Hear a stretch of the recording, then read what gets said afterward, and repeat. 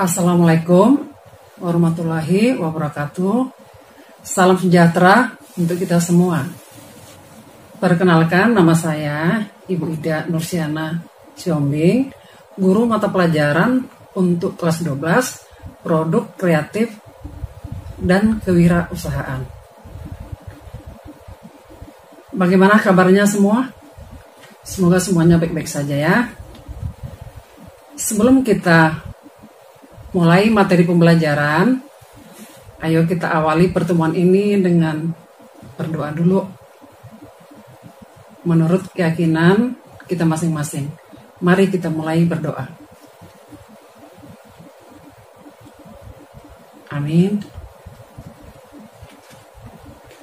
Sebelum kita mulai ke materi pelajaran, ya, Ibu perlu menjelaskan sedikit mengapa kita harus belajar melalui jarak jauh atau secara virtual. Kita tahu benar kondisi yang penuh keterbatasan ini karena adanya suatu virus, ya, yang disebut dengan virus corona atau COVID-19. Nah, sehingga membuat kita harus selalu waspada dan harus melaksanakan pembelajaran jarak jauh. Nah, tujuannya untuk apa? Tujuannya sebenarnya hanya untuk memutus penyebaran atau minimal memperkecil. Nah, jadi untuk itu, jangan karena kita belajar jarak jauh dengan Ibu, anak-anakku semua harus tetap semangat. Ya, harus semangat. Tentu saya akan sampaikan salam semangat dari Ibu. Semoga kita sehat-sehat selalu dan dalam lindungan Tuhan Yang Maha Kuasa. Pada kesempatan kali ini kita akan mempelajari kompetensi dasar dari mapel Ibu yang kali pertama, yaitu pengetahuan menganalisis peluang usaha dan keterampilan merencanakan produk. Sebelum itu, Ibu harus jelaskan dulu kira-kira apa tujuan pembelajaran kita hari ini. Tujuan pembelajaran kita hari ini adalah peserta didik diharapkan memahami peluang usaha dan pengembangan produk dari berbagai sumber usaha, serta dapat mendesain produk kerajinan didasarkan konsep berkarya serta menerapkan analisis SWOT dalam usaha. Untuk indikator pencapaian kompetensi pada pengetahuan dan keterampilan bisa dilihat di PowerPoint yang ditayangkan Ibu. Harus diamati, dicermati, serta dipahami tentang apa yang Ibu jelaskan. Nah, anak-anakku semua, sebelum kita mulai, ada baiknya kita ketahui dulu tentang pengertian peluang usaha. Peluang usaha adalah kesempatan yang dimiliki seseorang untuk mencapai tujuan seperti uang, keuntungan, atau keyakinan dengan cara memanfaatkan berbagai sumber daya yang dimiliki. Pasti kita bertanya, kira-kira apa sih sumber daya itu? Sumber daya dapat berupa uang atau modal dalam bentuk finansial, bentuk pengetahuan, skill atau keterampilan, atau juga relasi yang luas atau biasa kita sebut sebagai pergaulan yang luas, atau juga bisa berupa pengalaman. Seorang wirausaha yang baik harus dapat berpikir yang baik juga terhadap peluang usaha yang akan ditekuninya. Bagaimana ya kira-kira peluang usaha yang baik itu? Pasti kita bertanya.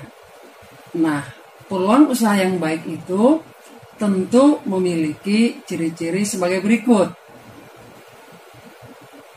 1. Bersifat orisinil, atau artinya tidak meniru usaha orang lain. Istilah sekarang sering Ibu dengar KW, ya gitulah kira-kira. Kemudian yang kedua, harus dapat mengantisipasi perubahan, persaingan, dan kebutuhan pasar. Artinya, usaha itu sangat kompleks. Misalnya, tentang perkembangannya dan kemungkinan perubahan bisa datang mendadak. Ketiga, sesuai dengan minat. Artinya, usaha yang kita rintis itu benar-benar kita niatkan. Sebagai masa depan kita, keluarga kita, harus benar-benar beretikat baik. Keempat, tingkat kelayakan usaha teruji. Artinya, sebelum melakukan usaha, harus lebih dulu melakukan kelayakan usaha. Layak atau tidak ditentukan hasil data yang akurat. Kelima, bersifat ide kreatif. Artinya, penuh dedikasi dan gagasan. Keenam, ada keyakinan untuk mewujudkan. Artinya, harus benar-benar berorientasi ke depan. Harus realistis, bukan hanya hayalan. Ketujuh, ada rasa senang saat menjalankan usaha. Artinya, walaupun kita dituntut harus kerja keras, tetapi karena kita senang melakukannya, ya nyaman-nyaman saja.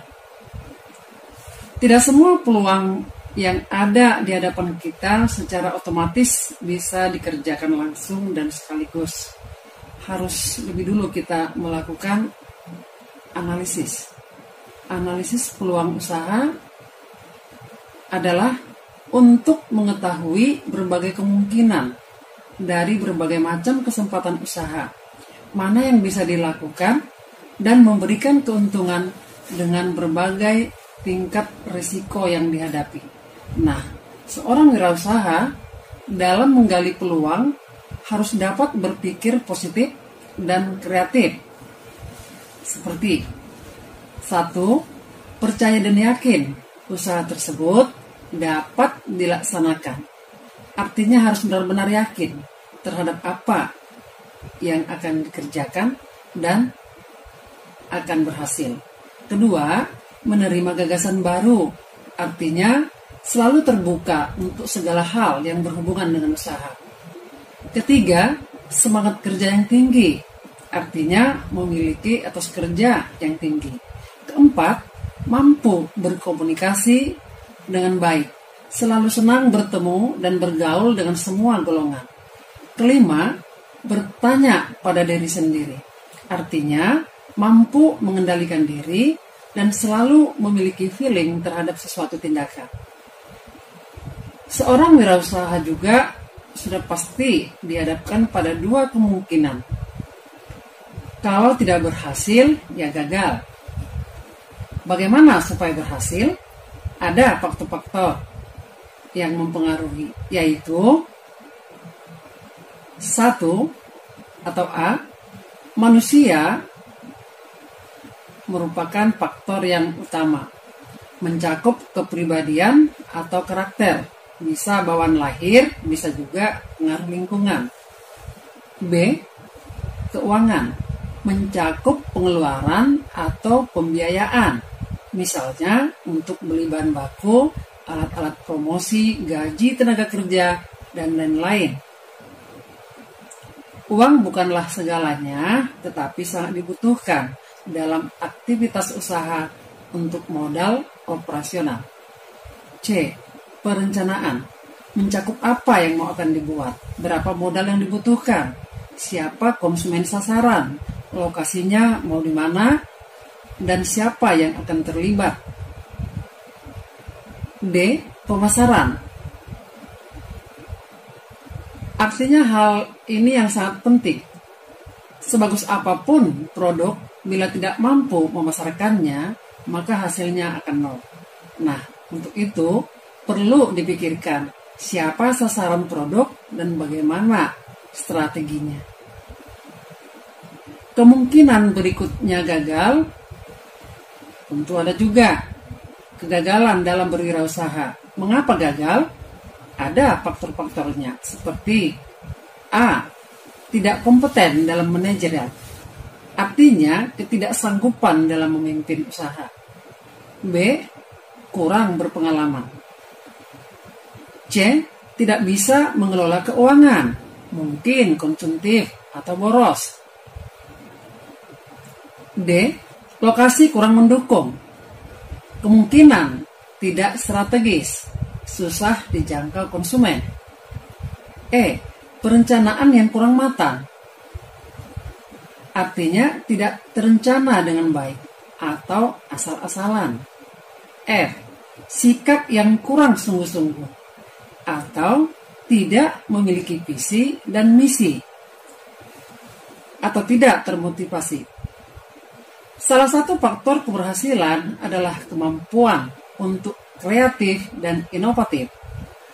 Kreativitas seperti dapat diidentifikasikan: A.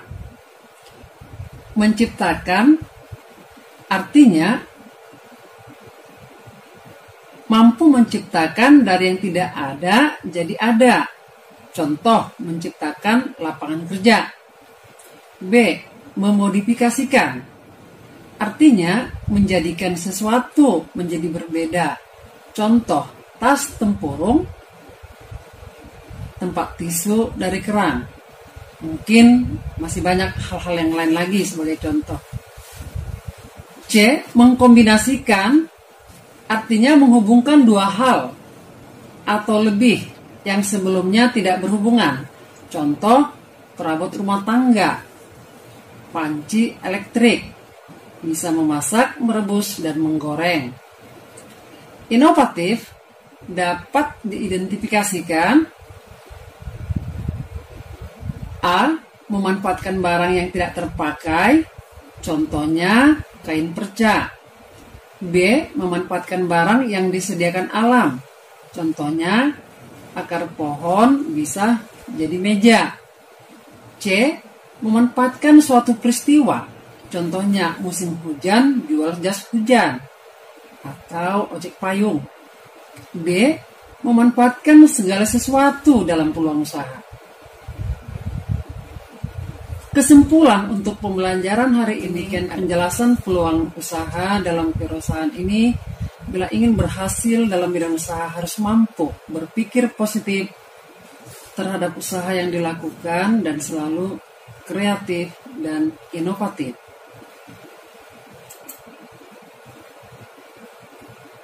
Untuk modul nanti dapat selanjutnya dikirim melalui grup WA masing-masing,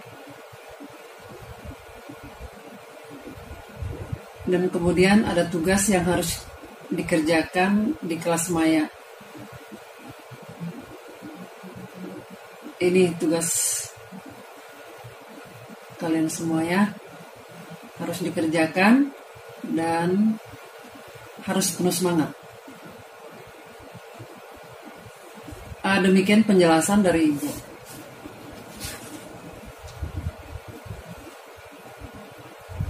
Terima kasih atas perhatiannya. Mohon maaf jika ada hal-hal yang masih kurang dipahami. Dapat ditanyakan nanti melalui kelas maya yang sudah ditentukan jadwalnya. Mari kita tutup pembelajaran kita dengan berdoa menurut keyakinan masing-masing. Assalamualaikum warahmatullahi wabarakatuh. Salam sejahtera untuk kita semua. Tetap jaga kesehatan dan tetap jaga stamina. Salam sehat dari Ibu untuk semua keluarga, terutama orang tua. Salam.